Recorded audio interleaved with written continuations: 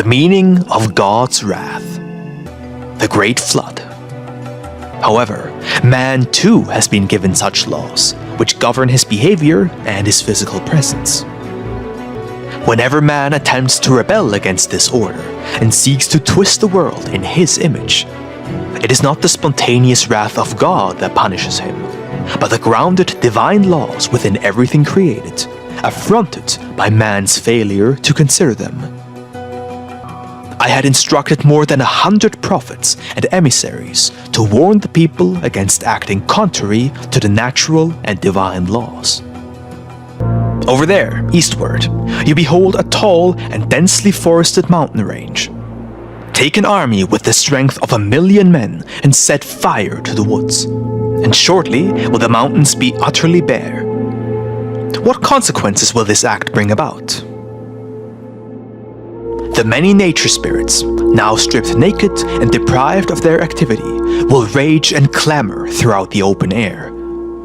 Innumerable flashes of lightning, violent cloudbursts, and incessant hailstorms will ravage the land far and wide. All this is a natural consequence of deforestation. Tell me of any evidence pointing towards the wrath and vengeance of God. Millions of men zealously endeavor to level mountains, to drain great lakes and fill them with earth, to construct broad highways and facilitate warfare, to clear the slopes of whole mountain ranges, up to 700 to 900 meters, to dig 400 to 500 meter deep moats around the base of mountains, thereby tapping into the Earth's hidden reservoirs, so that the mountains subside into the vast cavities beneath, now drained, and the water begins to rise, so that, in Asia, it rages like the sea, nearly engulfing the highest summits. Add to this the fact that, along with the mountains, many 100,000 acres of healthy forest land are destroyed, releasing myriads of earth and nature spirits, formerly occupied with caring for the beautiful, lush vegetation, but now are suddenly free, with no tasks to perform. Ask yourself what an uproar would erupt among the spirits in the skies above. What storms and enormous cloudbursts, what hailstorms and innumerable lightning strikes would be hurled down from the heavens onto the earth below, for more than 40 days, and what enormous quantities of water would flood nearly the entirety of Asia. All this because of natural causes. Again, I ask, was this too the work of God's wrath and implacable vengeance? The causes of catastrophes. The Lord. I tell you this, to live merely 50 years in the righteous order of God, and never again will you see, hear, or taste any calamity. Lo, calamities, epidemics, all manner of disease among both humans and animals, bad weather, lean and fruitless years, devastating hailstorms, widespread destructive floods, hurricanes, great storms, plagues of locusts, and the like. All of these things are merely consequences of man's twisted behavior. If man were to live within God's given order as much as possible, then he would have no reason to expect any of these disasters. Jesus elucidates the meaning of God's wrath. Chapter 141. The Wrath of God. Says Cyrenius, somewhat embarrassed, "Lord, no one except my humble self has asked you anything, and it seems as though you, as my God, Lord and maintainer, have come to hold a grudge against me as a result." Say I, the Lord, how can you so completely misunderstand the things I am saying? How can I hold a grudge against you when I continue to earnestly show you, as well as all other men, the truly essential things in life? Consider just how limited your judgment is, even now. When will it properly mature? How could the purest, primordial love of all loves within God ever hold a grudge? Whenever you read of the wrath of God, may you take those words to mean the eternally unchanging and firm severity of His will. And this resolute willpower within God is the innermost core of the purest and mightiest love, the source of infinity and all its works, the same way a baby chick hatches from an egg. So surely, this love could never hold a grudge against anyone in all eternity. Or does one of you believe that God could grow angry, as any foolish man would? Once more, the old senior chief 𝗺 steps towards me and says, "Lord, forgive me if I permit myself to comment on a point regarding the wrath of God. If a man, endowed with a firm belief in God, studies early world history, one cannot entirely deny that God has, at times, made those who had grown too unruly feel His wrath and vengeance in a particularly relentless and severe manner. Wrath and vengeance are mine, says the Lord through the mouth of the prophet. That this is truly the case is amply demonstrated by Adam's expulsion from paradise, by the great flood during the time of Noah, God's approval of Noah's curse on one of his own sons, as well as the later destruction of Sodom, Gomorrah, and the 10 cities situated at the spot we today call the Dead Sea. At an even later date, there were the plagues which befell the Egyptians and the Israelites in the desert, as well as the bloody wars ordained by God against the Philistines, the captives in Babylon, and finally, the total subjugation of the people of God by the might of the Gentiles. Lord, anyone who devotes just a little of his attention to this and considers God's behavior towards sinners, who are, after all, simply us humans, then he can only reach one conclusion: Jehovah harbors wrath and seeks to take absolute vengeance. It could certainly be said that this is simply how God raises His people, even entire nations, with His disciplinary rod in hand. Though these beatings and blows certainly do not appear to originate from the hand of a most loving Father. Rather, they seem to be inflicted by a terribly punctilious, if in a certain manner, most equitable judge, with the power over life and death, pestilence and fire.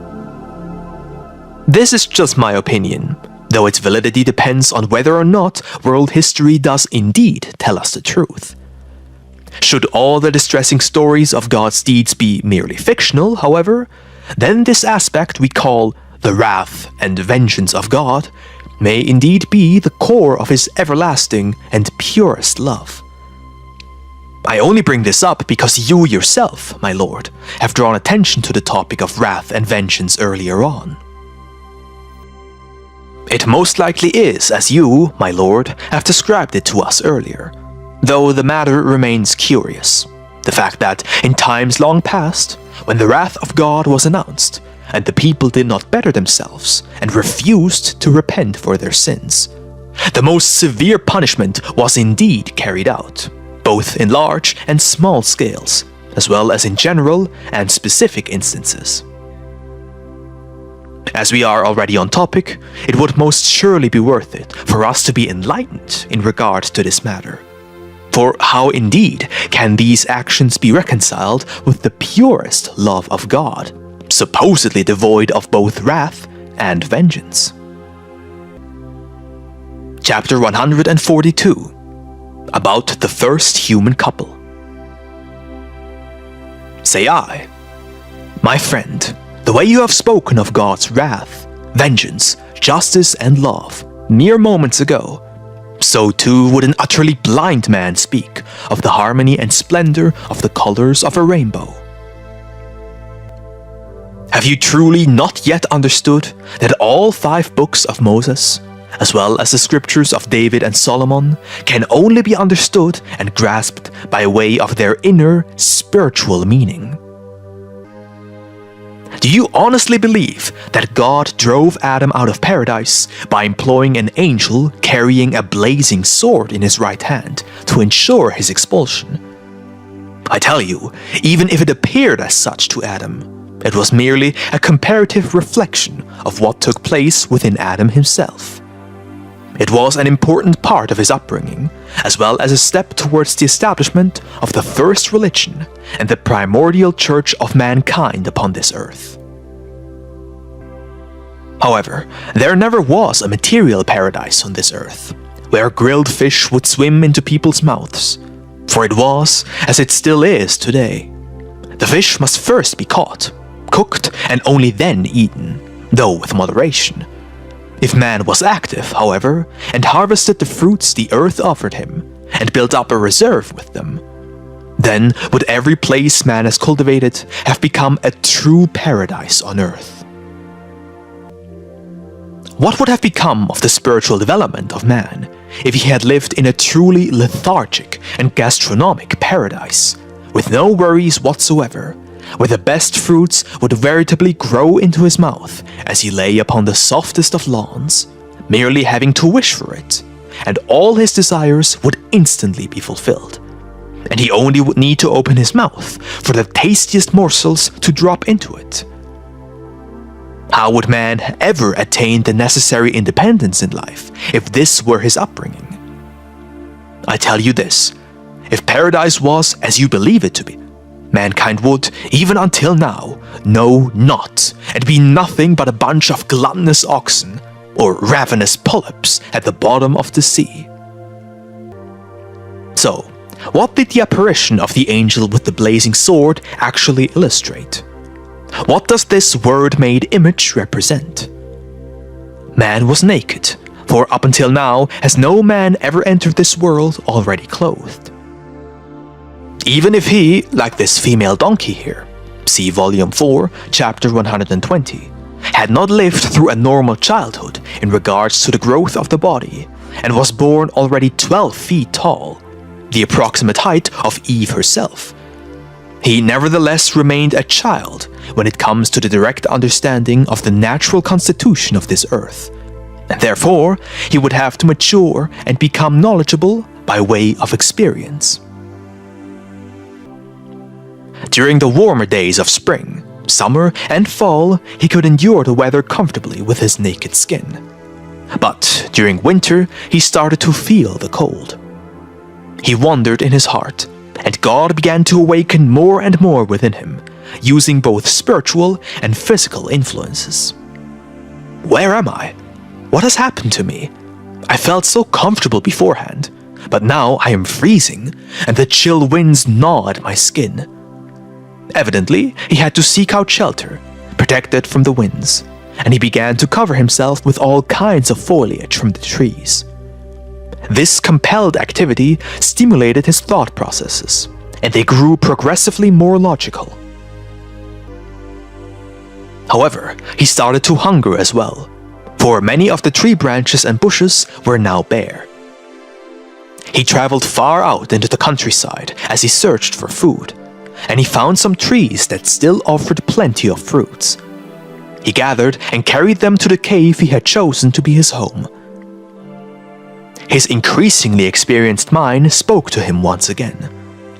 The earth is cursed during this time, and you, as a mere man, may only gather food by the sweat of your brow. However, after the first man of this earth had managed to endure a winter in the cave on these heights, forming the northeasterly border of the Promised Land, to which our Galilee belongs to, he and his wife were inspired to look deeper into their own minds and examine themselves more closely. He began to yearn for more company, and in a dream he was instructed on how to accomplish this. He proceeded to father Cain, and shortly thereafter Abel and Seth. Though it was his wife who initially gave him the incentive to procreate, for it was her who first received the vision on how to go about it. We shall not pursue this subject further, but I can tell you this, my friend 𝗍. Everything progressed normally, and nothing unnatural occurred. However, Moses nonetheless perceived that all that had happened only turned out the way it did because it was Jehovah's wish. God's Spirit revealed to him that the natural guidance along the path of experience was provided by none other than me, that is, my spirit. Because of this, Moses chose to illustrate God's constant presence right beside the first human couple, personalizing my influence by using focused, but nevertheless pertinent images, as was customary at the time, though essential as well, as these images offer necessary guidance to both this people and mankind at large. Needless to say, God and the angels knew fully well the importance of allowing the first human couple to live and develop in one of the most fertile places on earth. When later natural phenomena forced the first humans to leave their garden and search for supplies elsewhere on earth, this too did not occur because of any divine wrath. Love for mankind was the sole motivation, so that man would awaken from his increasingly lethargic sensuality and be stirred to action once again, in search of broader experiences. Once Adam, his wife, and his sons discovered that food could be found in nearly every corner of the earth, they began to set out on more extensive journeys, and in so doing became quite familiar with both Asia and Africa. This enriched them with a wealth of experience in all aspects of their lives. Clandestinely guided by the Spirit of God, they returned to their first Garden of Eden, and they remained there, and thus it became the point of origin for the whole world's population. Tell me from your heart, do you perceive any wrath or vengeance of God in all this? Chapter 143, The Great Flood. The Lord. Indeed, God in His wisdom may certainly grow reluctant if educated and at least partially matured people should wantonly and maliciously rebel against His order. However, this too is what the love of God is for. For in its infinite patience, it knows how to find suitable ways of opposing mankind's twisted ambitions, as well as how to guide men back to the path of righteousness. In short, my final goal for mankind must be attained in such a way that there is no compulsion, no coercion. Man can and should not be compelled to do anything by any sort of divine, almighty revenge. Even these measures should not be regarded as a consequence of divine wrath, for they are merely the result of man's perverse behavior. Yes, both the world and nature thereupon have received necessary and immutable laws from God. However, man too has been given such laws, which govern his behavior and his physical presence. Whenever man attempts to rebel against this order and seeks to twist the world in his image, it is not the spontaneous wrath of God that punishes him, but the grounded divine laws within everything created, affronted by man's failure to consider them. You now ask yourself whether or not the Great Flood is to be regarded as a natural and necessary consequence of man's twisted behavior as well, and I tell you that it should. I had instructed more than 100 prophets and emissaries to warn the people against acting contrary to the natural and divine laws. For more than 100 years, I earnestly pointed out to them the terrible corporeal and spiritual consequences of their perverse behavior. However, their wicked wantonness went so far that, in their blindness, they not only mocked the messengers, but even killed many of them. Therewith, they formally declared war on me. Even in spite of this, however, I did not grow angry or vengeful, and instead, I merely permitted them to continue on their chosen course of action. They had to make the woeful experience of realizing that their unreasonableness and ignorance, both in themselves responsible for what they are, can never, in no shape or form, oppose the greatness of nature and God's order, or, in their blindness, do with it as they please. Lo, you are free to climb the rock south of here, roughly the height of 500 men, and then willfully throw yourself headfirst over the edge. In accordance with the essential laws of gravity, this impetuous act will most certainly cost you the life of your body. Ask yourself whether or not that fate would befall you as a consequence of my wrath and vengeance. Over there, eastward, you behold a tall and densely forested mountain range. Take an army with the strength of 1,000,000 men and set fire to the woods, and shortly will the mountains be utterly bare. What consequences will this act bring about? The many nature spirits, now stripped naked and deprived of their activity, will rage and clamor throughout the open air. Innumerable flashes of lightning, violent cloudbursts, and incessant hailstorms will ravage the land far and wide. All this is a natural consequence of deforestation. Tell me of any evidence pointing towards the wrath and vengeance of God. Millions of men zealously endeavor to level mountains, to drain great lakes and fill them with earth, to construct broad highways and facilitate warfare, to clear the slopes of whole mountain ranges, up to 700 to 900 meters, to dig 400 to 500 meter deep moats around the base of mountains, thereby tapping into the Earth's hidden reservoirs, so that the mountains subside into the vast cavities beneath, now drained, and the water begins to rise, so that, in Asia, it rages like the sea, nearly engulfing the highest summits. Add to this the fact that, along with the mountains, many 100,000 acres of healthy forest land are destroyed, releasing myriads of earth and nature spirits, formerly occupied with caring for the beautiful, lush vegetation, but now are suddenly free, with no tasks to perform. Ask yourself what an uproar would erupt among the spirits in the skies above. What storms and enormous cloudbursts, what hailstorms and innumerable lightning strikes would be hurled down from the heavens onto the earth below, for more than 40 days, and what enormous quantities of water would flood nearly the entirety of Asia.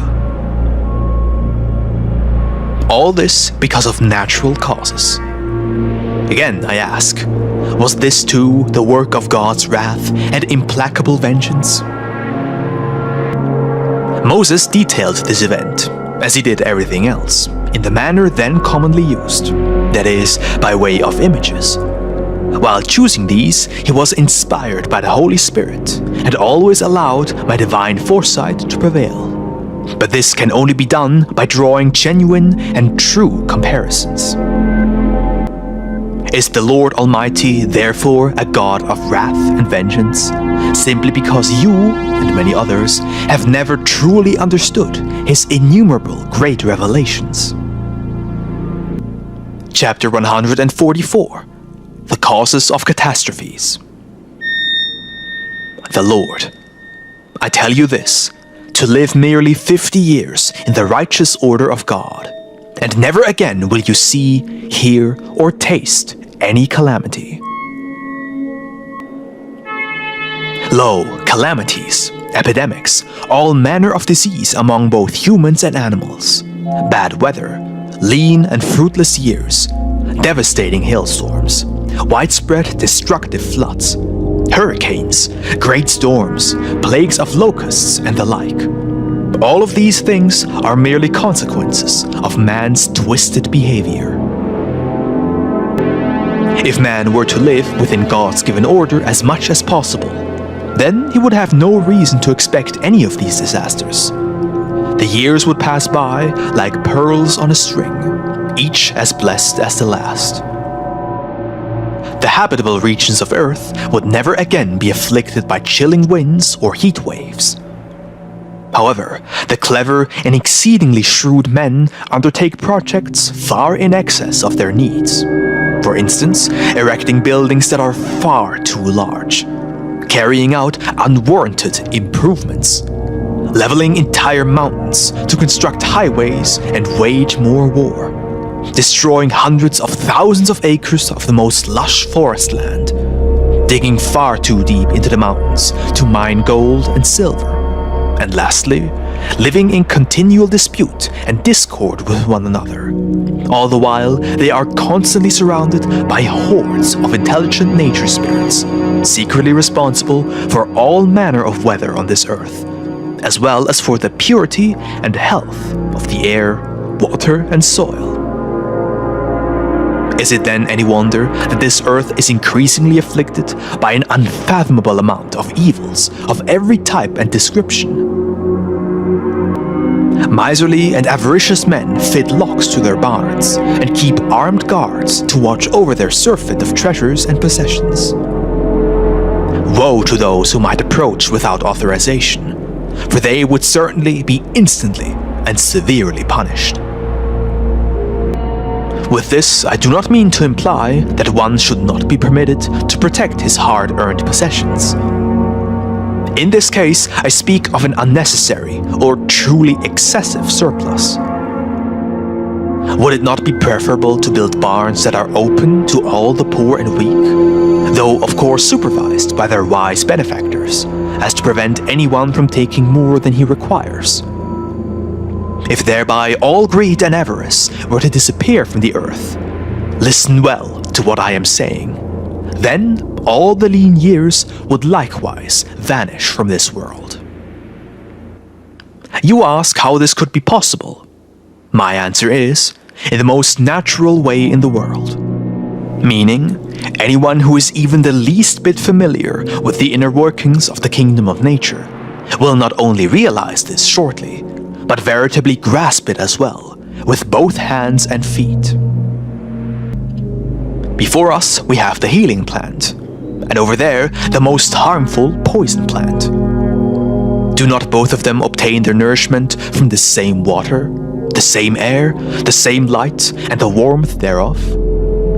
And yet, one plant possesses healing properties, while the other is full of deadly poison. Why is that so?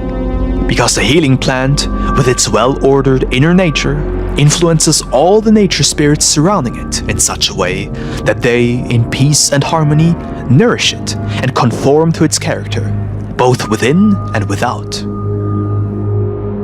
This way does the plant develop its healing properties, and in the sunlight of the day will the vapors it emits, together with the surrounding nature spirits, exert a most beneficial and medicative influence on both humans and animals alike. However, the poison plant, whose character is of a selfish and wrathful sort, contaminates the surrounding nature spirits with the same traits, becoming utterly twisted. They then too conform to the plant and nourish it, their innermost nature growing identical to the plant's original character. The vapors it emits, as well as the surrounding environment, are poisonous and harmful to humans, while animals, with their acute sense of smell, will keep their distance. Chapter 145. The Influence of Evil on Good. The Lord. Though an even greater and far-reaching poison plant is man himself, that is, one of an exceedingly greedy and avaricious sort. All the nature spirits surrounding him, far out into the land, the vapors his body emits, as well as his entire external sphere of influence, will conform to his inner nature. The thereby corrupted nature spirits will seek to convert the still untainted spirits venturing into their vicinity to their evil ways.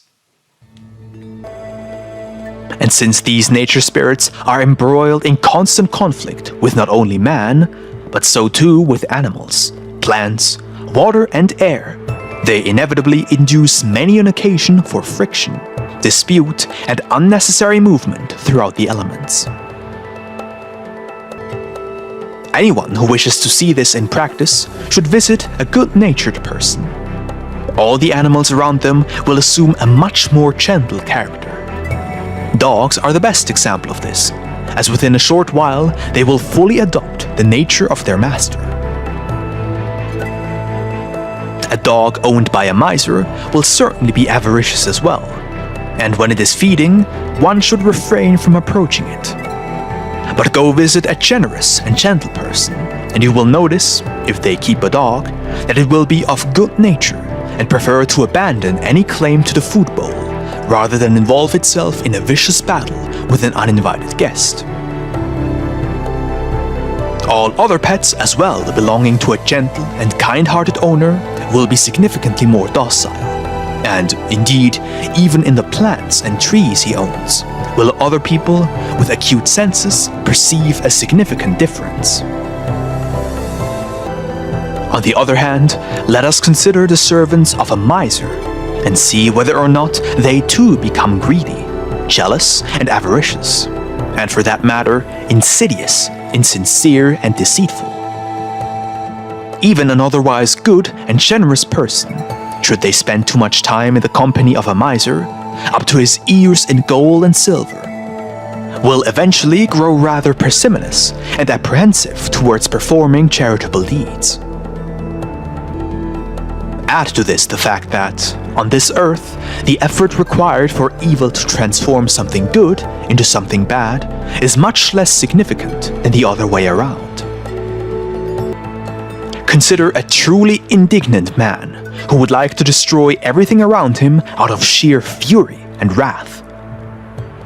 Thousands of good-natured onlookers would inevitably become enraged themselves, wishing to get a hold of the irate man and expel the anger from him, if only all their sharp, clutching fingers could have space on his skin. Why does a single wrathful individual incite thousands others to do the same in return? And how are the thousands of well-disposed people unable to influence the one exception? All of this is due to the fact that, especially on this earth, for the sake of the upbringing of the children of God, the temptation to succumb to evil and wickedness is much greater than vice versa. And this must always be the case. The reason for this I have explained to you already, so I have no need to repeat myself. Once again, behold these two plants, and imagine a large bronze cauldron in which we will intend to brew a medicinal tea, using thousands of the healing plants. Those suffering from chest pain who drink from it would soon begin to feel the beneficial effects, for the good nature spirits will quickly put the few evil ones within their bodies to rights.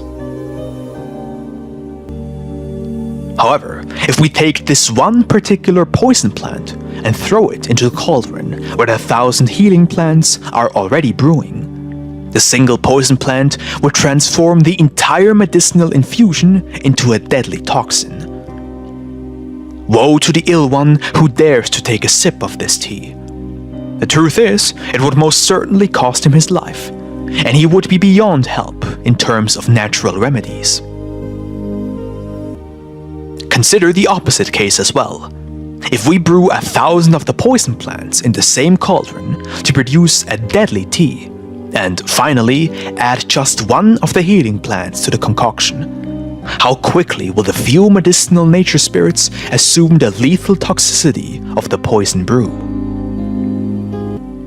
We can conclude with absolute certainty that on this earth, for the reasons given, evil is much more likely to conform good to its own wicked nature than the other way around. Now imagine a whole slew of wicked people in an area, or even in an entire country, and ask yourself, bearing in mind what you have already heard, if it seriously depends on God's wrath, if all kinds of evil influences are at work. I tell all of you, though especially you, my friend 𝗍𝗲, that all of this solely depends on man himself, his behavior and way of life. Never has the wrath and vengeance of God anything to do with it, except for the fact that I have ordained the nature of things as they are, and this order must, of course, be upheld and remain unaltered for as long as this earth exists. Otherwise, will this world dissipate, unable to provide a place for man to dwell during his trial life. The solution, therefore, is to embrace all the good things in life with earnest intent and all the power and strength one can muster, if one wishes not to be swallowed by all the wickedness surrounding him. So, seek to perfect your inner life by the faithful obeisance to my doctrine, for thereby will the poisons of this world never again be able to harm you.